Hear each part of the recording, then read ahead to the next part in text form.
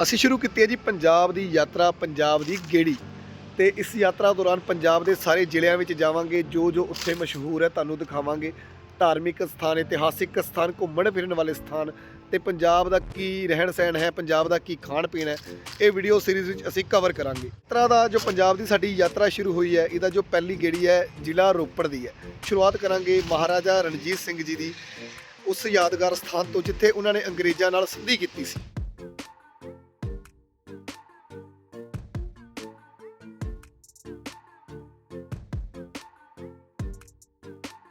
ਤੇ ਪਿੱਛੇ ਤੁਸੀਂ ਦੇਖ ਸਕਦੇ ਹੋ ਮਹਾਰਾਜਾ ਰਣਜੀਤ ਸਿੰਘ ਜੀ ਦਾ ਇੱਕ ਸਟੈਚੂ ਬਣਿਆ ਹੋਇਆ ਹੈ, ਘੋੜੇ ਉੱਪਰ ਸਵਾਰ ਹੋਏ ਦਾ।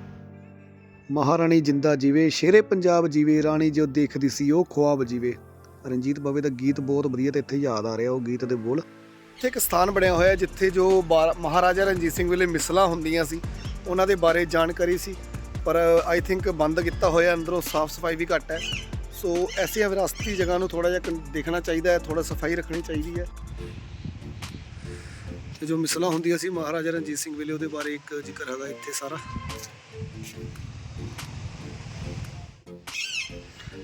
ਇਹ ਜੋ 12 ਮਿਸਲਾਂ ਹੈ ਉਹਦੇ ਬਾਰੇ ਲਿਖਿਆ ਹੋਇਆ, ਭੰਗੀ ਮਿਸਲ, ਰਾਮਗੜੀਆ ਮਿਸਲ, ਕਨਈਆ ਮਿਸਲ, ਸ਼ੱਕਰ ਚੱਕੀਆਂ ਮਿਸਲ ਜਾਂ ਡੱਲੇ ਵਾਲੀਆਂ ਮਿਸਲ, ਨਿਸ਼ਾਨ ਵਾਲੀਆ। ਇਹ ਲੋਕ ਕੀਤਾ ਹੋਇਆ ਅੰਦਰੋਂ।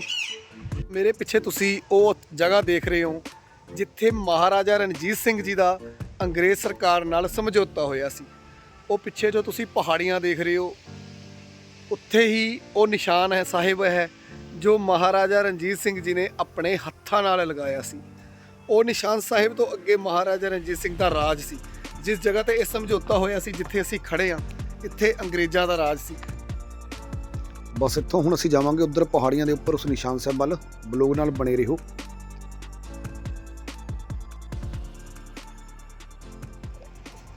ਇਹ ਤਸਵੀਰ ਤੁਸੀਂ ਦੇਖ ਰਹੇ ਹੋ, ਜੇ ਧਿਆਨ ਨਾਲ ਦੇਖੋ ਤੇ ਮਹਾਰਾਜਾ ਰਣਜੀਤ ਸਿੰਘ ਜੀ ਹਾਥੀ ਉੱਪਰ ਬੈਠੇ ਨੇ ਤੇ ਉਹ ਅੰਗਰੇਜ਼ ਹਕੂਮਤ ਦਾ ਜੋ ਲਾਰਡ ਹੈ ਉਹ ਵੀ ਹਾਥੀ ਤੇ ਬੈਠਾ। ਦੋਨਾਂ 'ਚ ਸੰਧੀ ਹੋ ਰਹੀ ਹੈ ਤੇ ਦੋਨੋਂ ਇੱਕ ਦੂਜੇ ਨਾਲ ਹੱਥ ਮਿਲਾ ਰਹੇ ਹਨ। ਹੁਣ ਇੱਕ ਸੀਲ ਦੇ ਉੱਪਰ ਇਤਿਹਾਸ ਲਿਖਿਆ ਹੋਇਆ ਤੇ ਕਾਪੀ ਦੀ ਵੀ ਹਾਲਤ ਖਰਾਬ ਹੈ, ਬਹੁਤ ਧਿਆਨ ਨਾਲ ਪੜ੍ਹਨਾ ਪੈਂਦਾ ਤਾਂ ਸਮਝ ਆਉਂਦਾ। ਆ ਵੀ ਮੈਨੂੰ ਲੱਗਦਾ ਸਰਕਾਰ ਨੂੰ ਨਵੀਂ ਲਗਾਉਣੀ ਚਾਹੀਦੀ ਹੈ।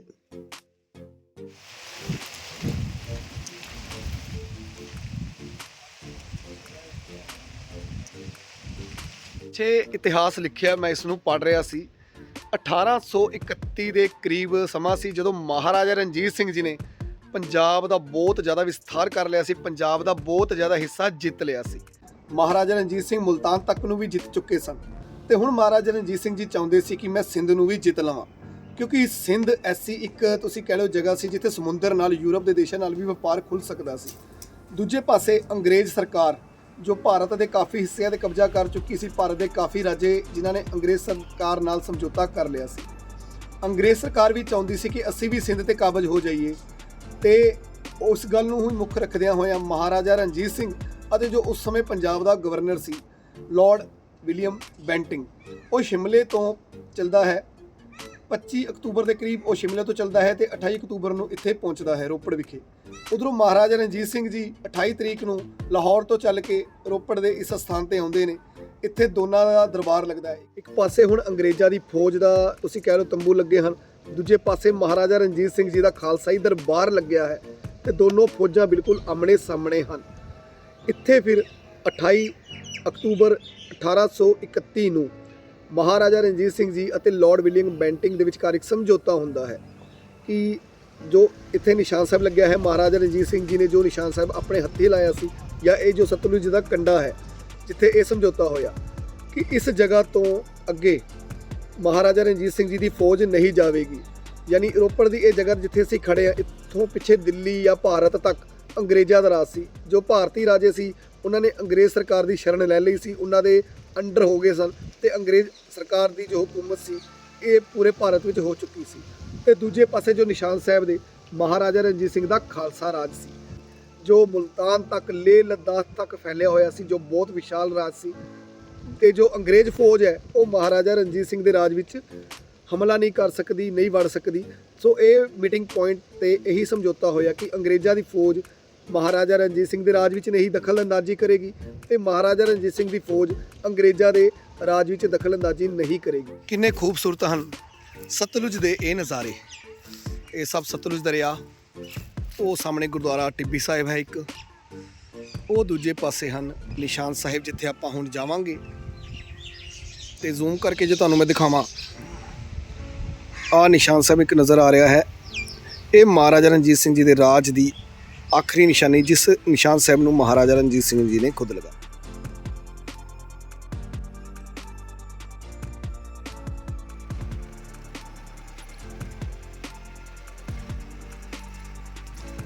ਪਾਣੀ ਦੇ ਖੂਹ ਜਿਹਾ ਬਣਿਆ ਹੋਇਆ, ਆ ਨਾਲ ਬਾਲਟੀਆਂ ਤੇ ਰੱਸੀਆਂ ਵੀ ਹੈਗੀਆਂ ਨੇ, ਤੇ ਖੂਹ 'ਚ ਪਾਣੀ ਵੀ ਹੈਗਾ। ਤੇ ਆ ਬਾਲਟੀਆਂ ਭਰਨ ਲਈ ਦੇਖੋ ਇੱਥੇ ਪਈਆਂ ਹੋਈਆਂ ਨੇ, ਪਾਣੀ ਪੀਣ ਵਾਲਾ ਕਿ ਨਹੀਂ ਇਹ ਪਤਾ ਨਹੀਂ, ਚਲੋ ਮੂੰਹ ਤਾਂ ਧੋ ਲੈਂਦੇ ਆ ਫਿਲਹਾਲ। ਆ ਨਿਸ਼ਾਨ ਸਾਹਿਬ ਜਾਣ ਤੋਂ ਪਹਿਲੇ ਇੱਥੇ ਬਾਰੇ ਲਿਖੀ ਹੋਈ ਹੈ ਜਾਣਕਾਰੀ, ਆ ਤੁਸੀਂ ਪੌਜ਼ ਕਰਕੇ ਪੜ੍ਹ ਵੀ ਸਕਦੇ ਹੋ ਵੀਡੀਓ। ਉਹ ਪਹਾੜੀ ਦੇ ਉੱਪਰ ਲੱਗਿਆ ਜੀ ਨਿਸ਼ਾਨ ਸਾਹਿਬ। ਆਪਾਂ ਹੁਣ ਚੱਲਦੇ ਹਾਂ ਉੱਪਰ ਨੂੰ। ਤੇ ਹੁਣ ਇੱਧਰੋਂ ਉੱਪਰ ਜਾਵਾਂਗੇ ਜੀ ਵਿਰਾਸਤੀ ਚੌਂਕੀ। ਸਰਕਾਰੇ ਖਾਲਸਾ ਮਹਾਰਾਜਾ ਰਣਜੀਤ ਸਿੰਘ ਜੀ ਦੀ ਚੌਂਕੀ ਸੀ, ਉਹਦਾ ਰਸਤਾ ਇੱਧਰੋਂ ਪੌੜੀਆਂ ਚੜ੍ਹ ਕੇ ਜਾਂਦਾ।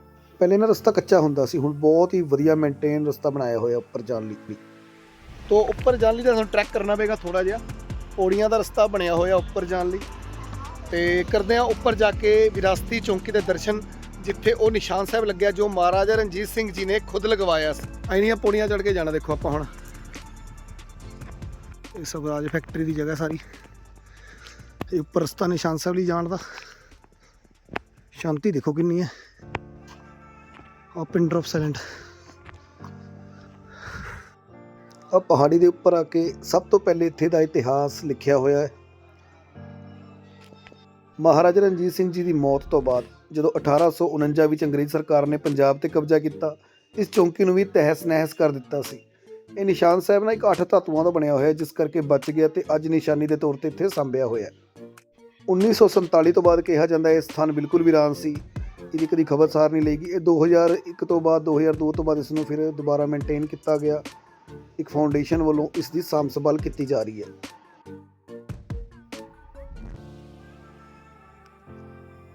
ਆਹ ਨਿਸ਼ਾਨ ਸਾਹਿਬ ਉੱਪਰ ਲਿਖਿਆ ਜੀ ਅਕਾਲ ਸਹਾਏ ਖੰਡਾ ਬਣਿਆ ਹੋਇਆ ਅਤੇ ਸਰਕਾਰੇ ਖਾਲਸਾ ਲਿਖਿਆ ਹੋਇਆ।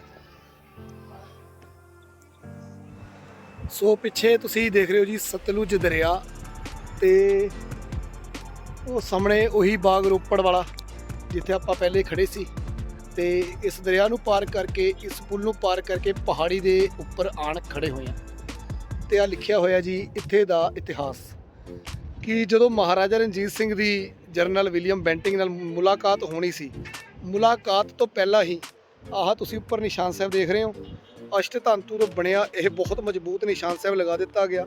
ਇੱਥੇ ਤੋਪਾਂ ਕੱਢ ਦਿੱਤੀਆਂ ਗਈਆਂ ਮੁਲਾਕਾਤ ਤੋਂ ਪਹਿਲਾਂ ਹੀ ਅੰਗਰੇਜ਼ ਸਰਕਾਰ ਨੂੰ ਦੱਸਣ ਲਈ ਕਿ ਇਹ ਮਹਾਰਾਜਾ ਰਣਜੀਤ ਸਿੰਘ ਦਾ ਖਾਲਸਾ ਰਾਜ ਹੈ। ਤੇ ਜਦੋਂ ਫਿਰ ਉਸ ਤੋਂ ਬਾਅਦ 1831 'ਚ ਸਮਝੌਤਾ ਹੋਇਆ ਸੀ, 1849 ਦੇ ਕਰੀਬ ਫਿਰ ਅੰਗਰੇਜ਼ ਸਰਕਾਰ ਪੰਜਾਬ ਤੇ ਕਬਜ਼ਾ ਕਰਦੀ ਹੈ। ਜਦੋਂ ਪੰਜਾਬ ਦੇ ਕੁਝ ਗੱਦਾਰ ਰਾਜੇ ਅੰਗਰੇਜ਼ ਸਰਕਾਰ ਨਾਲ ਮਿਲ ਕੇ ਪੰਜਾਬ ਨੂੰ ਬਰਬਾਦ ਕਰਦੇ ਨੇ। ਇੱਥੇ ਨਾ ਬਹੁਤ ਸੋਹਣਾ ਲਿਖਿਆ, ਇਹ ਨਿਸ਼ਾਨੀ ਹੈ किसी पंजाब के दिलदार की, वतन पे लूटे हुए रणजीत सिंह सरदार की। ਇਹ ਸ਼ਿਵਾਲਿਕ ਦੀ ਪਹਾੜੀਆਂ ਦਾ ਕੁਝ ਹਿੱਸਾ ਤੇ ਇਹ ਸਵਰਾਜ ਕੰਪਨੀ ਕਾਫੀ ਵੱਡੀ ਕੰਪਨੀ ਹੈ ਤੇ ਕਾਫੀ ਬੰਦਾ ਇੱਥੇ ਜੌਬ ਕਰਦਾ। ਉਧਰ ਗੁਰਦੁਆਰਾ ਟਿੱਬੀ ਸਾਹਿਬ ਆ, ਉਧਰ ਗੁਰਮੁਖੀ 'ਚ ਲਿਖਿਆ ਸੀ, ਇੱਥੇ ਮੈਨੂੰ ਲੱਗਦਾ ਫਾਰਸੀ ਹੋਏਗੀ ਜਾਂ ਉਰਦੂ ਹੋਏਗੀ, ਦੂਜੀ ਭਾਸ਼ਾ ਵਿੱਚ ਲਿਖਿਆ ਅਕਾਲ ਸਹਾਏ ਸਰਕਾਰ ਖਾਲਸਾ। ਇਹ ਅਨੰਦਪੁਰ ਸਾਹਿਬ ਦੀ ਗੱਲ ਕਰੀਏ, ਇੱਥੋਂ 40 ਕਿਲੋਮੀਟਰ ਦੇ ਕਰੀਬ ਅਨੰਦਪੁਰ ਸਾਹਿਬ ਹੈ। 1.5-2 ਕਿਲੋਮੀਟਰ ਦੀ ਦੂਰੀ ਤੇ ਰੋਪੜ ਸ਼ਹਿਰ ਹੈ। ਤੇ ਅੱਜ ਥੋੜਾ ਮੌਸਮ ਸਾਫ਼ ਨਹੀਂ ਤੇ ਇੱਥੇ ਸ਼ਿਵਾਲਿਕ ਦੀਆਂ ਪਹਾੜੀਆਂ ਦਾ ਕੁਝ ਹਿੱਸਾ ਜਾਂ ਨੈਣਾ ਦੇਵੀ ਦੀ ਪਹਾੜੀ ਨਜ਼ਰ ਆ ਜਾਂਦੀ ਹੈ। ਭਾਈ ਤੁਸੀਂ ਵੈਸੇ ਜੀ ਮੈਂ ਰੋਪੜ ਤੋਂ ਜੀ, ਲੋਕਲ ਹੀ ਹਾਂ ਜੀ। ਲੋਕਲ ਕਿਵੇਂ ਐਕਸਪੀਰੀਅੰਸ ਭਾਜੀ? ਬਹੁਤ ਵਧੀਆ ਲੱਗਿਆ ਜੀ, ਅੱਗੇ ਵੀ ਵਧੀਆ ਯਾਦਗਾਰ ਬਣੀ ਪਈ। ਅੱਗੇ ਆਉਂਦੇ ਰਹਿੰਦੇ ਹੋ ਤੁਸੀਂ? ਨਹੀਂ, ਅੱਜ ਪਹਿਲੀ ਵਾਰ ਆਏ ਹਾਂ ਜੀ ਇੱਥੇ ਕਵਰ। ਤੇ ਹੋਰ ਵੀ ਬਹੁਤ ਸੰਗਤਾਂ ਇੱਥੇ ਆਈਆਂ ਹੋਈਆਂ ਨੇ ਤੇ ਹੋਰ ਵੀ ਬਹੁਤ ਪਰਿਵਾਰ ਮਿਲੇ। ਹੁਣ ਲੁਧਿਆਣੇ ਤੋਂ ਵੀ ਇੱਕ ਮੁੰਡੇ ਆਏ ਸੀ, ਉਹ ਵੀ ਸਪੈਸ਼ਲ ਲੁਧਿਆਣੇ ਤੋਂ ਇੱਧਰ ਦਰਸ਼ਨ ਕਰਨ ਆਏ ਹੋਏ ਸੀ ਤੇ ਇੱਥੇ ਆਉਂਦੇ ਰਹਿੰਦੇ ਨੇ। ਤੁਸੀਂ ਵੀ ਆਪਣੇ ਬੱਚਿਆਂ ਨੂੰ ਜ਼ਰੂਰ ਲੈ ਕੇ ਆਓ, ਆਪਣੇ ਇਤਿਹਾਸ ਬਾਰੇ, ਆਪਣੇ ਖਾਲਸਾ ਰਾਜ ਬਾਰੇ ਦੱਸੋ। ਠੀਕ ਹੈ ਜੀ, ਧੰਨਵਾਦ ਭਾਜੀ। ਓਕੇ ਜੀ। ਪਹਿਲੇ ਨਾ ਕੱਚਾ ਹੁੰਦਾ ਸੀ ਸਾਰੇ ਰਸਤਾ, ਹੁਣ ਜਿਵੇਂ ਆ ਤਾਰਾਂ ਜਿਹੀਆਂ ਲਾਤੀਆਂ ਨੇ, ਟਾਈਲਾਂ ਲਾਤੀਆਂ, ਇਹ ਸੋਹਣੇ ਸੋਹਣੇ ਨਿਸ਼ਾਨ ਸਾਹਿਬ ਲਾਏ ਹਨ ਸੰਗਤਾਂ ਵੱਲੋਂ।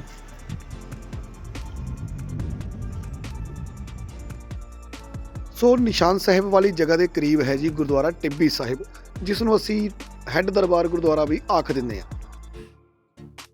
ਇਹਨਾਂ ਸੰਤ ਮਹਾਂਪੁਰਸ਼ਾਂ ਦਾ ਗੁਰਦੁਆਰਾ ਸ਼ਾਇਦ ਮੈਂ ਸ਼ੋਰ ਨਹੀਂ ਆ, ਪਰ ਜਿੱਥੇ ਤੱਕ ਮੈਨੂੰ ਲੱਗਦਾ ਇਤਿਹਾਸਿਕ ਗੁਰੂ ਸਾਹਿਬ ਦੇ ਜੀਵਨ ਨਾਲ ਸੰਬੰਧਿਤ ਗੁਰਦੁਆਰਾ ਨਹੀਂ ਹੈ ਇਹ। ਆਓ ਅੰਦਰ ਦਰਸ਼ਨ ਕਰਦੇ ਹਾਂ।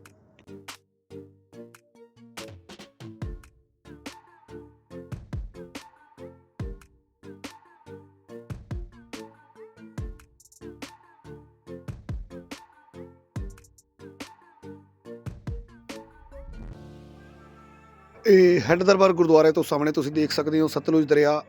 ਆ ਸਨਸੈਟ ਹੋ ਰਿਹਾ, ਸਾਹਮਣੇ ਸੂਰਜ ਡੁੱਬ ਰਿਹਾ ਤੇ ਬਹੁਤ ਹੀ ਪਿਆਰਾ ਨਜ਼ਾਰਾ। ਤੇ ਉਹ ਦੂਰ ਤੁਸੀਂ ਉਹੀ ਬਾਗ ਦੇਖ ਰਹੇ ਹੋ ਜਿੱਥੇ ਆਪਾਂ ਮਹਾਰਾਜਾ ਰਣਜੀਤ ਸਿੰਘ ਜੀ ਦੇ ਬਾਗ ਤੋਂ ਹੋ ਕੇ ਆਏ, ਜਿੱਥੇ ਉਹਨਾਂ ਦੀ ਸੰਧੀ ਹੋਈ ਸੀ ਅੰਗਰੇਜ਼ ਸਰਕਾਰ ਨਾਲ। ਇੱਥੇ ਨੇ ਇੱਕ ਕਾਰ ਖੜੀ ਆ ਮਹਾਂਪੁਰਸ਼ਾਂ ਦੀ, ਕਹਿੰਦੇ ਕਿ ਇਹ ਪਾਣੀ 'ਚ ਨਾ ਤਰ ਪਈ ਸੀ ਕਾਰ ਇੱਕ ਵਾਰ।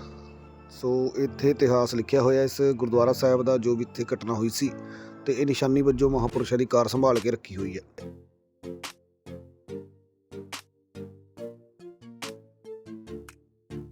ਆ ਮੇਰੇ ਪਿੱਛੇ ਜੋ ਤੁਸੀਂ ਆ ਬਿਲਡਿੰਗ ਦੇਖ ਰਹੇ ਹੋ, ਇਹ ਬ੍ਰਿਟਿਸ਼ ਐਮਪਾਇਰ ਦੇ ਵੇਲੇ ਦੀ ਬਣੀ ਹੋਈ ਹੈ। ਅੱਜ ਚਲੋ ਇੱਕ ਸਰਕਾਰੀ ਆਫਿਸ ਹੈ। ਇਹ ਬਿਲਡਿੰਗ ਬ੍ਰਿਟਿਸ਼ ਐਮਪਾਇਰ ਵੇਲੇ ਬਣੀ ਸੀ, ਰੋਪੜ ਦੇ ਜੋ ਪੁਲ ਉੱਪਰ। ਇਹ ਉਸ ਵੇਲੇ ਦੀ ਬਣੀ ਹੋਈ ਹੈ ਜਦੋਂ ਮਹਾਰਾਜਾ ਰਣਜੀਤ ਸਿੰਘ ਦੀ ਚੌਂਕੀ ਨਿਸ਼ਾਨ ਸਾਹਿਬ ਵੱਲ ਹੁੰਦੀ ਸੀ, ਤਾਂ ਇਹ ਬ੍ਰਿਟਿਸ਼ ਐਮਪਾਇਰ ਦੀ ਜੋ ਬਿਲਡਿੰਗ ਉਸ ਸਮੇਂ ਬਣੀ ਸੀ। ਆ ਸਰਕਾਰੀ ਦਫ਼ਤਰ ਬਣਨ ਕਰਕੇ ਬਚ ਗਈ ਬਿਲਡਿੰਗ, ਤੇ ਬਹੁਤ ਵਧੀਆ ਮੇਨਟੇਨ ਕੀਤੀ ਹੋਈ ਹੈ।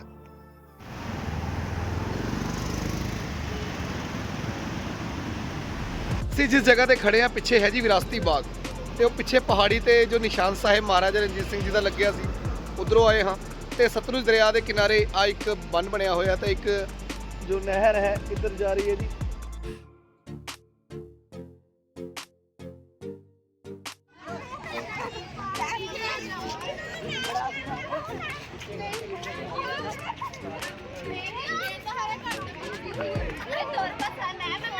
ਸਤਲੁਜ ਦੇ ਕੰਢੇ ਖੜੇ ਆ, ਪਿੱਛੇ ਸਨਸੈਟ ਹੋਇਆ ਤੇ ਆ ਇੱਕ ਪਾਰਕ ਬਣਿਆ ਹੋਇਆ। ਰੋਪੜ ਦੇ ਲੋਕ ਤੇ ਸੈਰ ਲਈ ਆਉਂਦੇ ਨੇ, ਸਕੂਲਾਂ ਦੇ ਬੱਚੇ ਵੀ ਆਏ ਹੋਏ ਸੀ। ਤੇ ਜਿਵੇਂ ਚੰਡੀਗੜ੍ਹ ਦੀ ਸੁਖਨਾ ਲੇਕ ਹੈ, ਉਵੇਂ ਦਾ ਕੁਝ ਨਜ਼ਾਰਾ ਇੱਥੇ ਜਾਪਦਾ ਹੈ ਕਿ ਜਿਵੇਂ ਬੰਦਾ ਸੁਖਨਾ ਲੇਕ ਤੇ ਘੁੰਮ ਰਿਹਾ ਹੋਵੇ। ਤੇ ਆ ਪਿੱਛੇ ਸਾਰਾ ਸਤਲੁਜ ਦਰਿਆ, ਤੇ ਪਿੱਛੇ ਉਹ ਪਹਾੜੀਆਂ ਨੇ ਜਿੱਥੇ ਆਪਾਂ ਹੁਣ ਹੋ ਕੇ ਆਏ ਆ, ਜਿੱਥੇ ਉਹ ਵਿਰਾਸਤੀ ਨਿਸ਼ਾਨ ਸਾਹਿਬ ਵੀ ਲੱਗਾ ਹੋਇਆ। ਆ ਰੋਪੜ ਸ਼ਹਿਰ ਵਿਚਾਲੇ ਸ਼ਹੀਦ ਆਜ਼ਮ ਭਗਤ ਸਿੰਘ ਦੀ ਇੱਕ ਮੂਰਤ। ਇਨਕਲਾਬ ਜਿੰਦਾਬਾਦ।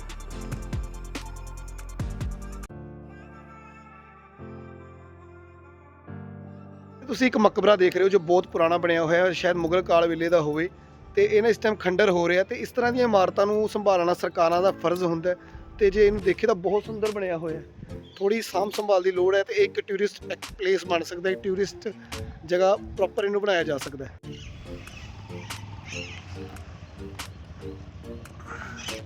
ਗੱਲ ਕਰੀਏ ਤਾਂ ਸਾਰੀ ਨਾਨਕਸ਼ਾਹੀ ਇੱਟ ਦਾ ਬਣਿਆ ਹੋਇਆ ਹੈ। ਆ ਤੁਸੀਂ ਦੇਖੋ ਪੁਰਾਣੀ ਇੱਟ ਜਿਹੜੀ ਹੁੰਦੀ ਸੀ ਨਾਨਕਸ਼ਾਹੀ, ਇਹ ਉਸ ਇੱਟ ਦੀ ਬਣੀ ਹੋਈ ਹੈ ਸਾਰੀ ਬਿਲਡਿੰਗ। ਕਿਸੇ ਸਮੇਂ ਇੱਥੇ ਆ ਚਿੱਤਰਕਾਰੀ ਵਗੈਰਾ ਵੀ ਹੋਈ ਹੋਏਗੀ।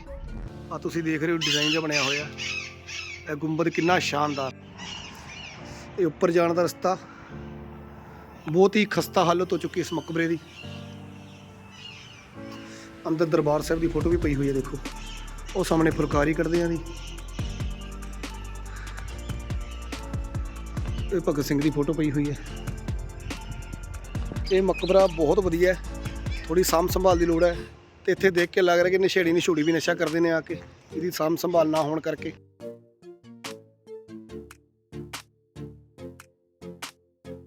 ਤੇ ਹੁਣ ਚਲੇ ਪਾ ਦਿੱਤੇ ਹਾਂ ਜੀ ਚਮਕੌਰ ਸਾਹਿਬ ਦੀ ਧਰਤੀ ਨੂੰ।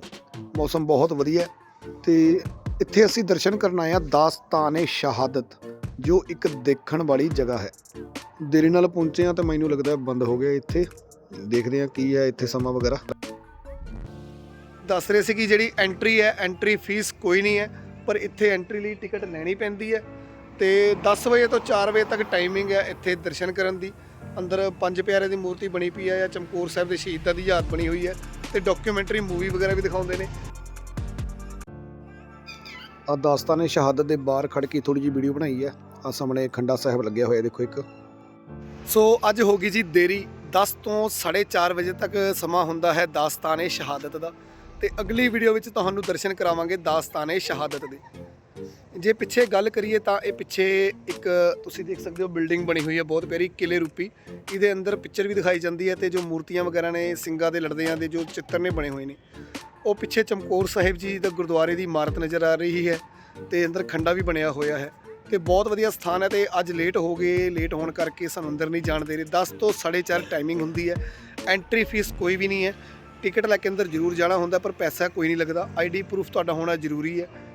ਦਾਸਤਾਨੇ ਸ਼ਹਾਦਤ ਬੰਦ ਸੀ ਤੇ ਅਸੀਂ ਆ ਗਏ ਚਮਕੌਰ ਸਾਹਿਬ ਦਰਸ਼ਨਾਂ ਲਈ। ਦਸੰਬਰ ਦਾ ਮਹੀਨਾ ਚੱਲ ਰਿਹਾ ਜੀ ਤੇ ਸ਼ਹੀਦੀ ਦਿਨ ਚੱਲ ਰਹੇ ਹਨ ਤੇ ਸੰਗਤਾਂ ਦੀ ਭਾਰੀ ਆਮਦ ਹੋ ਰਹੀ ਹੈ ਇੱਥੇ।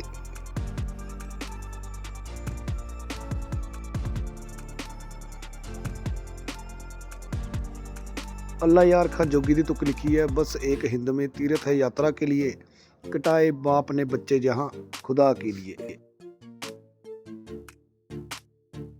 ਚਮਕੌਰ ਸਾਹਿਬ ਵਿੱਚ ਨਾ ਇੱਕ ਪਰਮਤਰ ਬਾਉਲੀ ਹੈ ਬਣੀ ਹੋਈ ਹੈ ਜਿਹਦੀ ਵੀਰ ਸੇਵਾ ਬਾਅਦ 'ਚ ਕਰਵਾਈ ਗਈ ਸੀ। ਆ ਨੀਚੇ ਪਾਣੀ ਜਦੋਂ ਸਿੰਘ ਕਿਲੇ 'ਚ ਠਹਿਰੇ ਹੋਣੇ ਉਦੋਂ ਇਹ ਪਾਣੀ ਦੀ ਇੱਕ ਸਾਧਨ ਹੁੰਦਾ ਹੋਵੇਗਾ ਜਿਸ ਨੂੰ ਸੰਭਾਲਿਆ ਹੋਇਆ।